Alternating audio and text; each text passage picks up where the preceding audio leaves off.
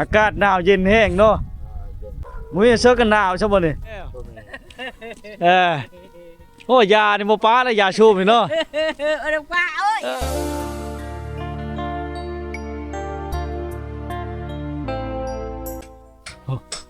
ผู้น้อยๆนี่ผู้บ่าวน้อยก็ไปแล้วได้นี่พี่น้องเอาเข็มได้เลย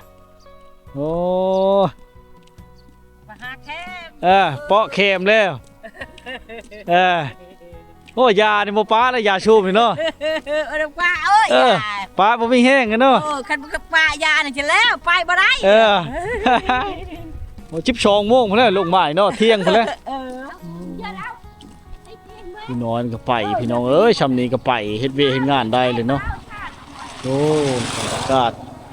นี่แหละผู้เฒ่าเอาหลานไปหาวิธีการหาอยู่หากินเพื่อความอยู่รอดในอนาคตนะเขาเจ้าจะพาไปพี่น้องนี่คือบรรยากาศเนาะทงปูนเขาเจ้านี่ได้ประโยชน์เด้เขามาเฮ็ดกับผ้าอ่องเชือกแขมเชือกอย่างเอาลงมาขายเพื่อที่ได้ขายกันต้องใช้เวลาอยู่7 วันผู้ใดตากนะพร้อมซ้อมพร้อมจังสิได้ขายพี่น้องคันสิขายดิบลดราคา 2,500 100 กีบนะประมาณ2 บาทเนาะหรืออันพี่จัง2 บาท 3 บาทเงินไทยนะเฮ็ดให้มันบ่ได้ราคาเนาะเฮาเจ้าก็เลยซ้อมบักคักๆนึงพี่น้องย่างแต่นั่นเนาะย่างแต่กระโตมะแขมมันการมันออกบักหลายๆเห็นไฮโลมันก็รุดบักหลายๆนะครึ่งนึงพอแล้วถ้าจะขายดิบปลาแห้งรูปก็เลยจะเฮ็ดแบบนี้นะนี่คือบรรยากาศภูมิสถานภายในบ้านเขาเจ้าตั้งอยู่ในภูเขาอ้อมล้อมอ้อมหอบเนาะเส้นทางธรรมดาพี่น้องไปมาหาสู้ก็สะดวกสบายแน่ดูแลเด้อพี่น้องเด้อเหมาะกับบรรยากาศมาเที่ยวชมพี่น้องเอ้ยชำนี้แหละหมู่บ้านนี้เนาะหมู่บ้านนี้ก็คือเห็นพี่น้องบ่ค่อยได้ห้องน้ำได้ก็บ่หลายหลังคาก็เริ่มได้แล้วแต่ยังบ่หลายหลังคาปานใดนะพี่น้องฝนตกฝนพลอยแล้วนี่พี่น้องเอ้ยในบรรยากาศภายในบ้านเขาเจ้านะเนาะเป็นหมู่บ้านที่สงบ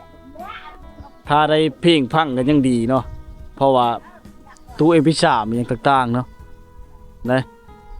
อันนี้ก็เกมจะขึ้นแล้วนี่ไปเอาอันก้าบ่ก้าบ่โอ้เรามาเอาน้ำได้พี่น้องเอาน้ำกินได้โอ้ยขึ้นว่าสิขึ้นไปเอาก้าเห็นเขาเจ้าไปคลิปก่อนนั่นเขาใส่ก้าเขาเอิ้นว่า5 เอ็นดอนนะนี่ใส่กระถางอันนี้พี่น้องอ่องลงมาแต่พูนแต่ภูเขาผู้บอนหมอกควันเต็มฉลานอยู่นะบอนหมอกควันเต็มฉลานอยู่นะพี่น้องเนาะเราเอาน้ำกินนี่ในบ้านนี่เขาเจ้ามาเอาน้ำกินน้ำลิ้นมาจากภูเขาเอาน้ำลิ้นมาจากภูเขาเนาะกาเกี่ยมไปแล้วผู้เฮิรนนั่นกะกาเกี่ยมขึ้นป่าขึ้นดงเลยพี่น้องเอ้ยเป็นเวียกลักๆของเจ้านะของเขาเจ้าเนี่ยอากาศหนาวเย็นเนาะบางคนก็คือว้าวแหละผู้เฒ่าเขาน้ำบ่ได้ก็เอาหลานเอาลูกไปเนาะนี่เริ่มไปแล้วพี่น้องเอ้ยโอ้ไป2 คนบ่2 คนนี่บ่ไปแล้วกับลูกพี่น้องต้มไปเลยเนาะนี่แหละพออยากมีอยู่มีกินผู้ใดก็เป็นไฟเด้เฮิรนอย่าช่วยไม่เท่านี่นะพี่น้องบ่มีไฟฟ้าโอ้ยเนาะ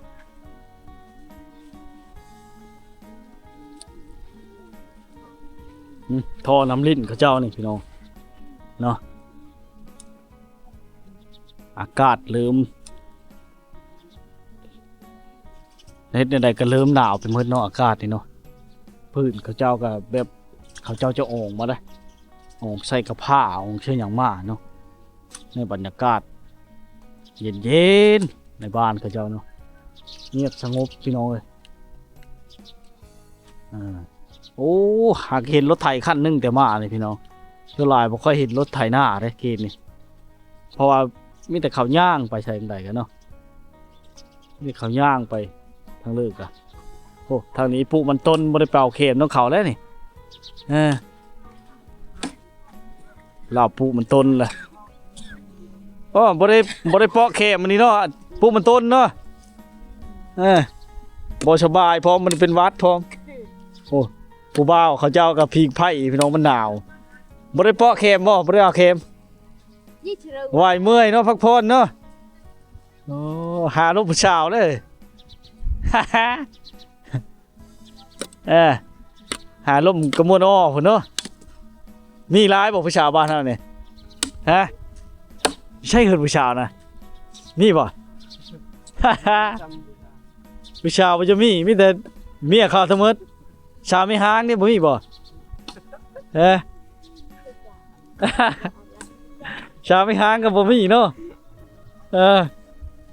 เฮ้ยเนาะหนาวหลายพี่น้องย่างปานนี้ก็ยังหนาวอยู่ใส่ชุดกันฝนเบิ่งแม่เฒ่านี่เราก็ยอดเราสิขึ้นเอาเข็มแล้วนี่พี่น้องเปาะเข็มบ่ไปเอาเข็มโอ้ยยังหนาวอยู่เนาะปีนขึ้นผู้จังได๋มันร้อนเนาะคนเฒ่าแล้ว เฒ่าเลยโอ้พี่น้องเราอ่ะเนาะโอ้ยนุ่มกันหนาวคือเดียวแม่เฒ่าเว้ยไม่ตู้เว้ยหนาวคือเดียวแหละนุ่มกะนี่ชนิดแหละพี่น้องเนาะในภาพบรรยากาศบ่เห็นแสงตะเว้นมืดเข้ามานี่แหละพี่น้องมันหนาวเนาะภูเขาอ้อมหอบอ้อมล้อมหรือทางต่ออีกโดยจักรมอเตอร์ไซค์พี่น้องเลยไปเลยตามสภาพเหตุการณ์เนาะคำใส่นอนท่านโอ้เต้มีแต่แขมเต็มไว้ต่ออยู่พระนี่กับพี่น้อง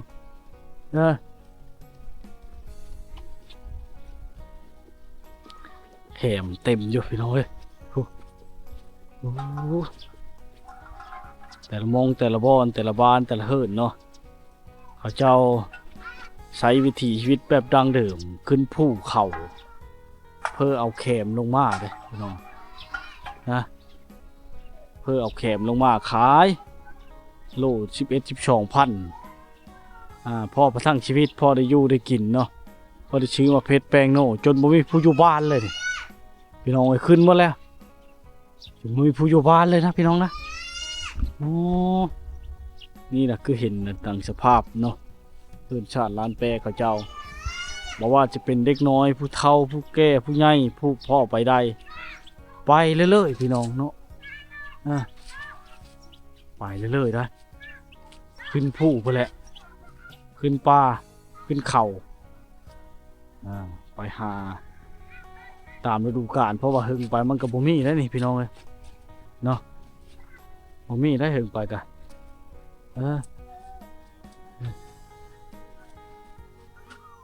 ป่าเข็มงามได้พี่น้องมุ่งโดยใบตองคอเนาะนี่เนาะเป็นเฮิรนชาติล้านแปรแบบดังเดิมอยู่พอได้บอนพักบอนเช่าไปชื่อพี่น้องเลย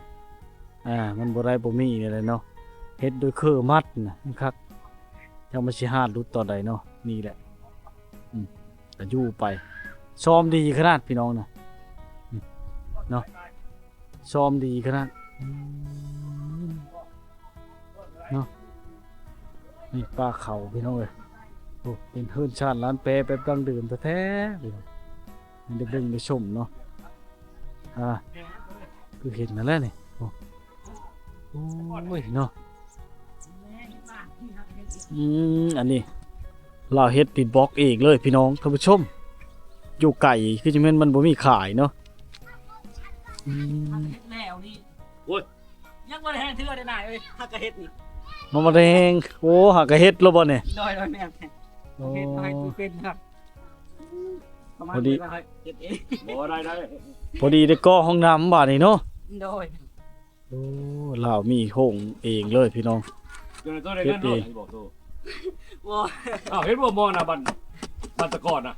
มันได้เงินเป็นสุดล้านไผก็ซื้อน้ำมันมืดบาทน้องเคยแหละนะรู้บ่แน่อันนี้ของเราแหละอยู่เนี่ยแน่เครื่องมือเดี๋ยวนี้มันเฮ็ดที่บ้านใหม่มีเครื่องมือเนาะแม่นยืมเขาบ้านบ่นี่เราเฮ็ดบ่ได้แก้ไขเราเฮ็ดห้องน้ำนะพี่น้องนี่ก่อห้องน้ำเนาะยอมบ่มีขนาดใดเว้ยนี่ว่างามเนาะบัดเร็ว อืมช่องชามมือบ่แล้วมันจังแฮงน่ะผลพออยู่เนาะ แม่นโอ้วันนี้หาก็แห้งเติบ เออพอได้แก้ไขมันไกลแต่ตัวเมืองพี่น้องเพื่อสิมาฮอดก็บ่มีรถมีล่างก็เข้าไปเอาบ่ได้นะ6-70 กิโลนะวันชวนสบายดีโอ้หนาวแห้งเนาะ ต้องมาเยอะ หนาวอีหลีก่อนสิ ต้องมาเยอะเก็บบันชว เออก่อนสิขึ้นให้กันต้องได้พิงไพ่ก่อนเออไพ่เป็นพระชาลาวเด้อนี่เจะเป็นบ่เป็นบ่เนี่ย เป็น เราเป็นนะนะพูดล้มเชื้อไพ่เราเป็นนะ ลมเชยพาย เกิดอุบัติเหตุเฮิร์นหลังน้อยๆเห็นได้โอ้เราอยู่ผู้เดียวเลยบ่นะ เชื่อเช่น เสียเช่นเลยล้มเชื้อไพ่ว่ายังเป็นหรือว่าเป็นแต่เก่า ลมตัวไทยนี่ ดอกงอกไปหยัก บ่มีผู้เบิ่งเลยบาดไปเจออยู่เฮากับเท่าท่ายใกล้กับอะไรยันติดแดงนะเป็นไตทนแล้วเนาะจะคิดช่อยจังใดพี่น้องมาเห็นสภาพบ้านเราบ่มีไฟฟ้ามีแต่เป็นบางหลังคาเฮิรนเนาะได้แต่มันเป็นอะไรมันบ่มีขึ้นเข้าบ่เป็นอะไรบ่มีเงินเข้าไผบ่มันขาดนะบ่มีเงินเนาะไฟฟ้ามาฮอดก็เข้าบ่ได้เนาะ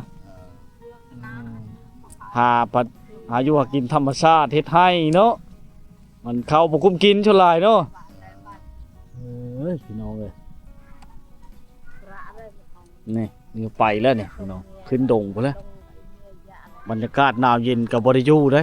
เขาเจ้าจะไปทยอยไปย่อยๆไปหลายคู่หลายคนเนาะไปแล้วพี่น้อง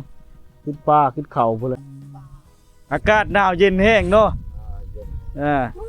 มื้อเสื้อกันหนาวใช่บ่นี่ บ่มี ใส่เสื้อนี่นะเนาะ โอ้ยพี่น้องเนาะลาวก็ได้หนาวแห้ง เยอะก็ลง โอ้แม่เฒ่าแห้งสิหนาวแห้งเลยเนาะโอ้ยใส่ไผ่มาผู้นั้นได้อาหารดีเด้อฮะพี่น้องเอ้ย มา มาจ้อเนาะ จอ มันตายก็พอได้กินไป ตายภาค มันหนาวเด้ มันดาว มันปรับมันปรับสภาพน้ำบ่ทันมันก็ตายกันมาน้อยก็ถ้ามันเป็นภาคในมดแถวบ้านนี่หมู่แม่นมันปรับสภาพน้ำบ่ทันนั่นแหละพักนี่คันเฮาบ่มีก็ได้คอเขาก็ได้บอกบ้านเฮานี่ไปขอน้ำพี่น้องหั้นนะแบบชวนเฮาบ่มีได้เนาะ แม่ ได้คือกันกับบ้านเฮาอยู่บ้านเฮาก็ขอกันคือกันเขาผู้บ่มีก็ขอได้ย่างเสียย่างคือว่าแหละไปเลยเอาเขาปล่อยปะแล้วได้เจ้ายังบ่เปาะอยู่นี่หนายังหนาวอยู่ยังหนาวอยู่เลยบ่เปาะให้เนาะเป่าเข็มบ่เอาอันจากธรรมชาติบ่หรือว่าสูตรเองธรรมชาติไปหาหาเขาเอาก้อนก็บ่ได้เด้อว่าเนาะ ทางภูนี่แถวภูนี่ ภูเขาอันนั้นหมอกควันเต็มอยู่นี่แต่คือสิหนาวเนาะขึ้นไปเนาะ หนาวเป็นปู ฮ้อนบ่ปีนผู้เนาะ โอ้จินเจ้าเคยแหละแต่ค่อยมาอยู่นี่พอแห้งแล้ว มันหนาวนะ ทุกอย่างปูขึ้น ยังดีอยู่ยังมีแนวหาเนาะยังมีเข็มเอามาเลยก็ไปขายเลยก็ซื้อมาเป็ดแป้งโน่เนาะซื้อเข้าไปแล้วเนาะจ้าเข้าไปแล้วเนาะ คือเขา ฮอด12 โมงตอนเที่ยงเพิ่นบ่จะได้กลับลงมาเนี่ยฮอด12 โมงแล้วเป็นเที่ยงจะได้กลับลงมาพี่น้องเนาะขึ้นแต่เช้าๆ 6-7 โมงเช้านะบรรยากาศหนาวๆเนาะที่หมู่บ้านเต็มไปด้วยภูเขาอ้อมอากาศหนาวเย็นเด้อพี่น้องเอ้ยวันชวนสบายดีโอ้ผู้บ้านประจำบ้านบ่นี่ แม่น โอ้บ่ทันได้เมีย ยังทันยัง ผู้ชาวหลายบ่บ้านเฮานี่ บ่มีหมดแล้วเอาพวก เอาพวกมาแล้วยังแต่ชาวน้อย สาวน้อยกับบ่มีนะน้อยโพด เจ้าก็เลยโชด แม่น บ่มีผู้ชาวเอาโพมาแล้ว ยังบ่มีเงินน่ะยังบ่มี มีอยู่ผู้ชาวเนาะ แม่นมีผู้ โอ้ สาว มีเงินจักล้านอยากจะได้เมียบ้านเฮานี่ คุณก ก็บ่ได้อีกตามเนาะมีรายก็เอาก็ได้ แต่เขาบ่มีเงินก็เอาได้เขามากันแทนนะ แบบนี้ คันบ้านอื่นมาแต่งมาขอนี่มักบ้านชาวบ้านเจ้านี่แพงเด้เนาะ กับปานไหนธรรมดา มันแพงนำเป็นนำมันคิดมาเฮิดน่ะบ่ ก็เมื่อเฮือนก็บ่ได้แพงปานใดกับ ซ้ำเดียวบ่ ก็คันเขาแต่งน้องก็บ่ฮู้จักเรื่องนี้น้องก็บ่เคยนะว่าซั่นซะ อ๋อยังบ่ทันได้สร้างครอบครัวเนาะ ยังบ่ทันสร้างก็บ่ อ๋อ บ่ฮู้จักว่าจะเป็นแบบใดนะ อืม คือแบบก็ได้ โอ้ แถวบ้านอายได้สมมุติว่าคันเอาเมียเนาะสมมุติว่าเฮาสิขอนี่นะเสียเท่าไหร่แบบหมู่บ่รู้ อื นี่อะไร มหมูฮีดนี่ต้องมีหมูบ้านสิค่อย บ่ หมูกับไก่ หมู่ไกลเนาะ แล้วก็แล้วกับเงินไขประตูบ้านก็2.5 ล้านอันนั้นให้ใน ช็อกได้หาย 2.5 ล้านเฉพาะให้ในบ้านเนี่ยบ่แม่นให้ครอบครัวทั้งเจ้าสาวเด้ เด้อ บางบ้านก็1.5 ล้าน เด้อ เดี๋ยวนี้มันขึ้นเลย2.5 ล้าน เด้อ อัดเกณฑ์ขึ้นไปเรายาปลาแป้งนี่ซื้อเองต่างหากอีก หางตายเลยเนาะ ฝากชู้นั่นน่ะว่าถึงฝากชู้คอน่ะการคอ ขอพักสู้เนาะ คันคิดมาเฮิดนี่จะแพงได้ แปลงว่า บางเทื่อตามชุดนี่ชั่วหลายเดี๋ยวนี้บ่ได้คิดมาเฮิดเนาะนี่ว่าถึงภาคชู้หรือคอหยัง10 ล้านหมูตัวหนึง10 ล้านหมู่ ไก่ผู้แขนหั่น ไก่แค่ก็สม เรา มุติว่า เวียต่างหาก แต่งเนี่ยครับแต่งมา คันเฮาแต่งมื้อนี่โว้ แวว โหมื้อนั่งห่างมื้อเท้าสมมุติว่างัวก็ งัวจากโต เฉพาะงัวฮีดนี่ต้องตัวหนึงโลดบางบ้านนี่จะมีควาย เออ เดี๋ยวนี้ควายมันหายากเขาก็มีงัว ได้ งัวกาแปลว่าโหมันนั่งห่างมื้อเท้าก็โฉมมันเด้เมื่อทั้งเท้าเมื่อปั่นเคยทั้งพุ้นบ่นี่อย่างนี้แหละสิสไตล์นั่นแหละมีเหล้าไห้อย่างนี้แหละบ้านเฮาก็คือสิมีคือกันเนาะ เพราะว่าคำมีปลอมว่ะเนาะ โอ้มีแล้วครับนี่มีแล้วฉลึงช่องฉลึงเลย เรื่องจัง เป็นบ้านพอดี60 ล้านบาทนึง50 ล้าน60 ล้านเออโอ้ แพงเนาะ แม่น บ่ได้ดอกเขาแบบนี้คือสิบ่ได้เมียหรอกชาติ ได้ไปหาเข็มมาขายโฮมไว้ โอ้บ่ได้ดอกขายเท่าไหร่ได้ผู้ละ100,000 200,000ก็พอได้ซื้อบอกสบู่นี่นะ ซื้อมาเพชรไปโง่เนาะ ซื้อเพชรไปโง่ซื้อส่งเสื้ออะไรอย่างพอได้ใส่เครื่องอย่างนี้นะบ่ได้หลายดอก มันบ่พอได้หลายเนาะ แม่น วันนี้เขานำซ้ำปลาเด้บ้านนี้เนาะบ้านเฮาพัดเฮ็ดแต่ให้เนาะ แม่น บ่เฮ็ดหน้าแซงบ่บ้านเฮานี่ อ๋อมันเป็นบางเรือนคือกัน แต่ส่วนหลายเขาบ่เฮ็ดนามีแต่เฮ็ดให้ น้ำที่น้ำ น้ำมันบ่อั้งบ่ ก็อีกตามส่วนหลายนี่เขาเฮ็ดให้แต่ปลูกมันก็บ่อ้างบ่ได้แต่ว่าคืออันน่ะส่วนหลายแถวบ้านคอยอันน่ะเฮ็ดนาอยู่ส่วนน้อยส่วนหลายละเฮ็ดให้ เฮ็ดให้หลักๆเนาะ เด้อ ฤดูนี้ก็ไปหาแคม เด้อ ปลูกผักก็พอได้กินบ่พอได้ขายเนาะจักสิขายให้ไผบ้านเฮาบ่มีผู้ซื้อเนาะ แม่น มีแต่ปุ๊แล้วก็ผู้เลิกบ่มีก็คอกันไป เด้อ โอ้น้ำลิ้นนี่มาฮอดบ้านเฮาเด้เนาะ แม่นมาฮอดบ้านเฮาเลย อากาศหนาวเย็นเลยเนาะ นะ โยจากมือพาไปยอกสาวแล้วมีผู้สาวนะฮะ ไปบ่ กำมลอ้อไว้ สิพาไป สลามอึบนะ บ่อันนั้นเขาเฮ็ดแบบบอนปลูกมักแตงตัวหยังนะมัน สิขึ้นหัน แม่น โอ้ขึ้นว่ามีประเพณีใช่ครับบ่แม่นเนาะ บ่แม่นหมดหมู่บ้านนี่ไปเอาน้ำหันบ่มากินนะ บ่น้ำมีหลายอยู่มี หลายอยู่ 3 4 5จุด น้ำลิ้นมาแต่ภูเขาบ่ แม่น โอ้บ้านเจ้าก็ใช้น้ำลิ้นมาแต่ภูเขาเนาะ เด้อว่าหลายปีแล้วเกือบ10 20ปีแล้วแต่ก็เฮ็ด เป็นผู้ว่าโสด แม่น กลางบ้านบ่ทันได้เมียจักเทื่อก ะแม่นกะชดข้างบ้านแต่ว่าชุดหลายบ่ได้อยู่บ้านแบบไปเฮ็ดเวียกเฮ็ดงาน เจ้าหากะมา โดยหากก็มาแต่สวรรค์ ก็มาแต่สวรรค์มื้อใดไปนี่ ยังบ่ฮู้ยังอันน่ะสิพักผ่อนก่อนจน อืม อันนี้คือเวียกแบบหัวหน้ากับมีหลายแบบเวียกสิหมดแล้วเวียกวันนี้ครอบหัวหน้าเมื่อพักแต่หัวหน้าว่าพักก็พักแต่ว่ามื้อใดมีเวียกหัวหน้าสิเอิ้นมาอีกนะแบบนี้ มันใครได้สัญญาณมันได้เนาะ โดย เพิ่นตั้งรักเครือข่ายให้แล้วโอ้ชนบทเขตนี้ได้สัญญาณได้พี่น้อง โดย สะดวกสบายเนาะ สบาย 4G เต็ม เบาวันเด้อโสดพี่น้องอยู่บ้านตะปองเนาะ แม่น จีบได้เนาะ จีบได้ คันผู้ชาวโทรมาเนี่ยดีใจขนาดเนาะ โอ้ยธรรมดา โอ้ คำพูดวิชาหนึ่งธรรมดา ผู้สาวเขาก็ มีบ่ผู้สาวเคยมาจีบบ่ ผู้สาวหลอก มีแต่ผู้สาวลอก และนั่นแหละ โอ้นี่แหละพี่น้องบรรยากาศภายในบ้านเราเนาะ เจ้าตายก็หลอกๆกัน ฝนตกเลยเด้นี่บ้านเจ้านี่ตกดีขนาดฝนนี่เนาะพลอยพร้อมอากาศหนาวเย็นนอนกอดผู้สาวคือคักเนาะ แม่คักแล้ว เข้าใจหลายๆอยู่ดีมีแห้งเด้อนี่แหละพี่น้องเอ้ยเนาะในบรรยากาศจุฬาสิไปใช่เนาะชาวน้อยเนาะพี่น้องโอ้ชาวน้อยเนาะมาเก่งแท้พี่น้องไปปุมั่นเนี่ยพี่น้องเอ้ยไปแล้วผู้โอ้ยเนาะนี่เขาเช็ดค้างโอ้โหค้างฉันเราเอาค้างมาเต้ามันแต่งเนาะภายในบ้านเขาเจ้านี่มีน้ำลิ้นพี่น้องท่านผู้ชมมีน้ำลิ้นป้าบอนก็เต็มอยู่นี่เนาะต้มให้หมูกินก็เอาในนี้แหละพี่น้องเลยบรรยากาศภายในบ้านเขาเจ้านี่เนาะเป็นชีเย็นๆโลดเข้ามาแล้วพี่น้องเลยโอ้ขับปุพักปุยาชะนี่พี่น้องโอ้เข้ามานี่เนาะนี่พักยาค่าขิงอย่างต่างๆนะเฮิร์นเนี่ยเป็นเฮิร์นหลังเล็กๆน้อยๆแต่จะมีหลังเล็กๆน้อยๆเนาะสังเกตเบื้องนี้จะมีป้องเยี่ยมได้พี่น้องเลยนี่ได้จะมีป้องเยี่ยมเนาะออกมาเนี่ยเลื่อนไปเลื่อนมานะ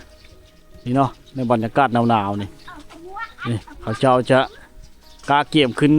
ไปเอาเข็มเลยนี่เนาะโอ้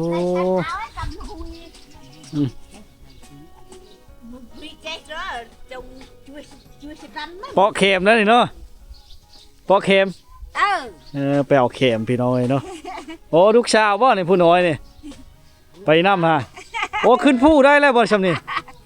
โอ้ขึ้นผู้ได้เลยเนาะอย่าได้เงินมื้อนึงได้บ่20,000นี่ได้บ่20,000เหล้าผู้เดียวนี่ละเฉพาะเหล้าผู้เดียวใน20,000ได้บ่แล้วมาขายนะกะว่าบ่ได้ก็ได้ก็บ่มี บางมื้อก็มีบางมื้อก็บ่ได้ซ้ำโอ้ยพี่น้องเอ้ยเนาะได้ออกไปลายเนาะอากาศหนาวเย็นขึ้นไปกับพอแห้งเพื่อจะได้ลงมา12 โมงบ่ายโมงเนาะโอ้พี่น้องเอ้ยหมู่บ้านนี้ก็คือเห็นพี่น้องบ่ค่อยได้ห้องน้ำได้ก็บ่หลายหลังคาก็เริ่มได้แล้วแต่ยังบ่หลายหลังคาปานใดนะพี่น้องฝนตกฝนพลอยแล้วนี่พี่น้องเอ้ยในบรรยากาศภายในบ้านเขาเจ้านะเนาะเป็นหมู่บ้านที่สงบถ้าได้เพ่งพังกันยังดีเนาะเพราะว่าตู้ MP3 มันยังต่างๆเนาะนี่อันนี้ก็เกมจะขึ้นแล้วนี่ไปเอาอันก้าบ่ก้าบ่โอ้เรามาเอาน้ำเลยพี่น้องเอาน้ำกินเลยโอ้ยขึ้นว่าสิขึ้นไปเอาก้าเห็นเขาเจ้าไปคลิปก้อนนั่นเขาใช้ก้าเขาเอิ้นว่าฮาเอนดอนนะนี่ใส่กระถางอันนี้พี่น้องออกลงมาแต่ปูนแต่ภูเขาผู้บอลหมอกควันเต็มฉลานอยู่นะบอลหมอกควันเต็มฉลานอยู่นะพี่น้องเนาะเราเอาน้ำกินนี่ในบ้านนี่เขาเจ้ามาเอาน้ำกินน้ำลิ้นมาจากภูเขาเอาน้ำลิ้นมาจากภูเขาเนาะกาเกี่ยมไปแล้วผู้เฮิร์นนั่นกะกาเกี่ยมขึ้นป่าขึ้นดงเลยพี่น้องเอ้ยเป็นเวียกลักๆของเจ้านะของเขาเจ้าอากาศหนาวเย็นเนาะบางคนก็คือว้าวแหละผู้เฒ่าเขาน้ำบ่ได้ก็เอาหลานเอาลูกไปเนาะนี่เริ่มไปแล้วพี่น้องเอ้ยโอ้ไป2 คนบ่2 คนนี่บ่ไปแล้วกับลูกพี่น้องต้มไปเลยเนาะนี่แหละพออยากมีอยู่มีกินผู้ใดก็เป็นไฟเด้เฮิรนอย่าช่วยไม่เท่านี่นะพี่น้องบุ้ยไฟฟ้าโอ้ยเนาะ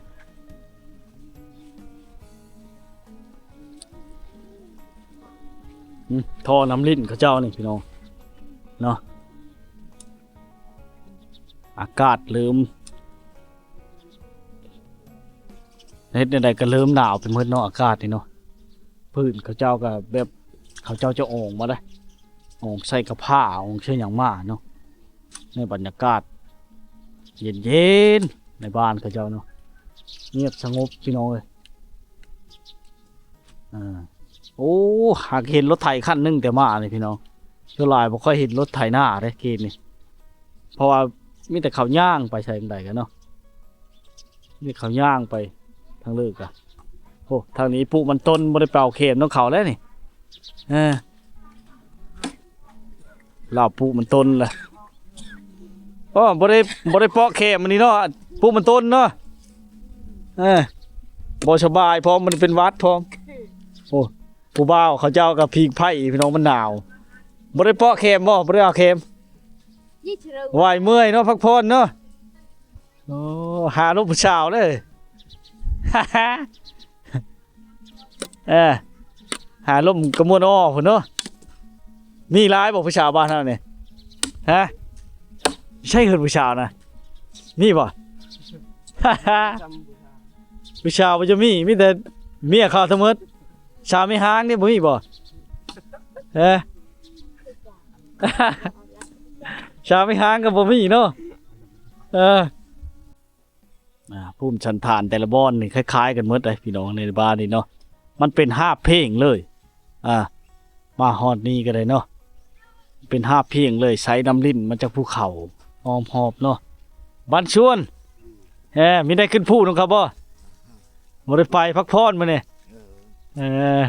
อากาศหนาวเนาะโอ้พี่น้องเลยเนาะถือว่าเกือบคู่หลังคาขึ้นได้เขาเจ้าขึ้นเป่าเข็มลงมาตะไว้นี่พี่น้อยเห็นตลอดเลยอันนี้เขาเจ้าพัดเข้าแล้วนี่พี่น้องนี่มันต่ำยาแล้วโอ้บ่ได้ต่ำได้ห้องฉี่เลยเฮิรนหลังนี่ทุ่มเทชื่อห้องฉี่พี่น้องบ้านส่วนกระบวนน้อยนี่ดีมีแห้งโอ้พัดเข้ากระยานี่เนาะห้ำไม่เกิดไปเกิดไกลหนาวลายเนาะเพราะที่เตาไผ่จะเวียกได้จนใช้ชุดกันหนาวใช้ชุดกันพลนี่ฉันไปบ่ได้มันหนาวบ่ได้เปาะเข็มบ่ฝนตกเลยหนาวแห้งบ่เลยขึ้นเจ้าเขาเจ้าขึ้นทยอยขึ้นเยอะๆอยู่น่ะขึ้นไปเอาเข็มมาครับว่าบ่ไหวเจ้าหนาวเนาะขึ้นบ่ได้โอ้ เลาะไปเลยพี่น้องภายในหมู่บ้านเขาเจ้าเนาะคือเห็นนะไปหาเข็มมาบักหลายๆได้เนาะเกือบว่าคู่หลังคาขึ้นหมู่บ้านนี้หมู่บ้านเขาเจ้าเอาเข็ม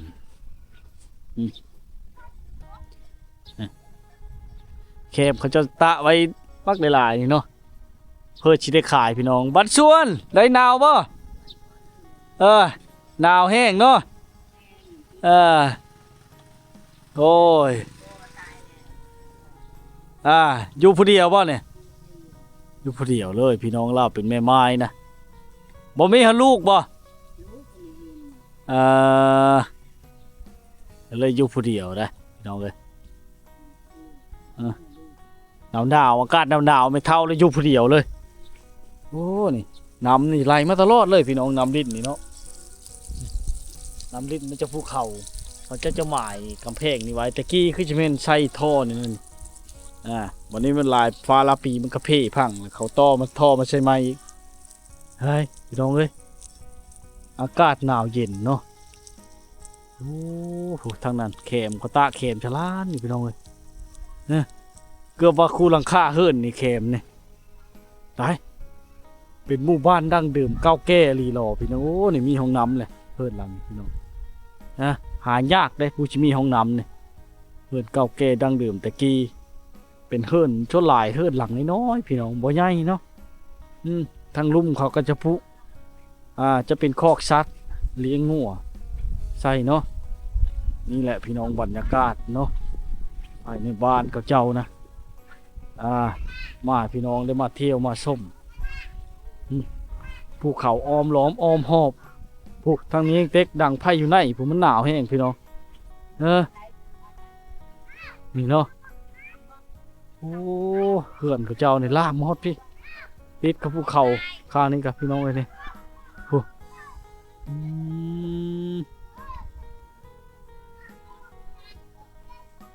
นี่แหละพี่น้องอากาศหนาวเย็นเนาะพ่นพ่ออยู่แล้วนี่พี่น้องเลยพ่ออยู่เนาะอากาศหนาวแน่มากอะ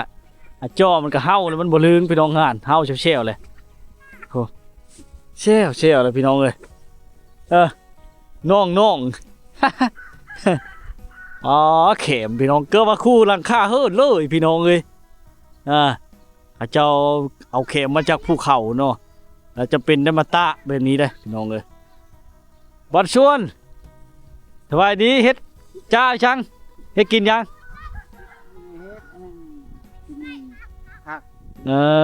ดังไฟพิงมันหนาวเนาะโอ้ยหนาวเลยบ้านที่เจ้านี่บ่ได้เปาะเข็มบ่ได้ขึ้นเอาเข็มไปเลยกินข้าว แล้วกินข้าวไปแล้วนี่เนาะมันบ่เป๊ะบ่จะขึ้นภูน่ะเป๊ะอะไรปลามันนี่เนาะมื้อนี้ฝนตกแต่คืนนี่ก็แห้งอยู่โอ้ฝนจังได๋โอ้มันยังแห้งอยู่แต่ว่าดินอันนี้มันแห้งไว้เนาะเพราะแต่หญ้ายังชุ่มซื่อๆเนาะแห้งอยู่ภูผาแบบคืออยู่คนเจ็บไผนี่อันนี้ก็ติดเวียดนามขึ้นไปแล้วถือว่านั่นแหละยามเปียกมาเลยเนาะก็มันไปไกลพวกนี้ไปเถอะบ่เป็นหยังธรรมดาชุ่มๆแบบนี้แหละพอยอยู่ตลอดพี่น้องแบบน้ำเหมาะช้างนี่ตกตลอดเลยบ้านเขาเจ้าเลยหนาวเนาะบรรยากาศดีขนาดมาแล้วครับพี่น้องเลยวิวธรรมชาติก็งามอุดมสมบูรณ์ไปด้วยธรรมชาตินะบ้านเราเนี่ยเต็มไปด้วยภูเขาอ้อมล้อมหมดเช่บ่สายเช่บ่ไกลๆเนี่ยห้วยนี่เนาะห้วยยังเคินเนี่ยห้วยตะป้องห้วยตะปองนี่เนาะห้วยตะป้องบ้านตะป้องโดยยังตามเข้าอยู่ได้เหินล่ะนี่พี่น้องเลยยังน้ำคัดแกงเล่นคัดโมน้ำคัดแกงเล่นคัดโมเนาะยังไงยากเนาะเข้าน้ำชำปลาก็อึดแน่ยากไปหมดเนาะโอ้ยพี่น้องคือเห็นราชภาพเพิ่นเรากันเลยเนาะโดยห้องน้ำนี่บอกว่าถึงเลยเนาะจะถึงปฏิชิได้เนาะโอ้พี่น้องฟังเราเอากันเลยเนาะคือว่าแล้วจะทานกินยังวันนี้ไม่กินโดยพอประทั่งไปเอาเข็มกับพ่อจะได้ขายเล็กน้อยเนาะฤดูมันมดฤดูเพิ่นมดซื้อเขากินมันก็มดเขาสอบนึงมันกับ600,000ปลายแหละ600,000ปลาย700,000พุ่นแหละบัดนี้อยู่บ้านคันว่าซื้ออยู่บ้านเฮานี่แฮงแพงแล้วฮะเชโปนบ่ได้ฮะเนาะเจ้าว่าละ600,000ปลายนะน้ำอันนี้น้ำอาจารย์อันนี้นี่เฮาชื่อคันบ่อื่นแฮงแพงอยู่ชิโปนชื่อจังแล้วบ่ได้ไปบ่มีรถรางคันมีรถรางก็ฮู้อยู่บ่อนกับบ่โดยมันก็มีแหละนี่เป็นมันแพงชื่อน้ำเข้าก็จะบ่ว่าแล้วเข้าไปจะได้กระเปาะเข็มเนาะเมื่อยๆแล้วก็ได้พี่น้องเอ้ยบ่ได้อยู่บ่ได้เช่าเลยในนี้แหละคือเห็นดินล้นเนาะไปหาอยู่หากินตามธรรมชาติบ้านเขาเจ้านะพี่น้องเอ้ยการทำบล็อกในชนบทพี่น้องเนาะใช้ไม้ต่ำมองหายืมเขาเจ้ามาบ่แม่นพอได้เฮ็ดห้องน้ำเนาะพอได้เก้ไปพี่น้องเลยเนาะนี่แหละบัดเถาะมาบักงามๆนึงเราเฮ็ดพี่น้องคือว่าเราเห็นเขาเจ้าเฮ็ดได้จังใดก็ได้เราก่อห้องน้ำเราคือปัญญาของชาวบ้านแก้ไขไปได้ใช่ไหม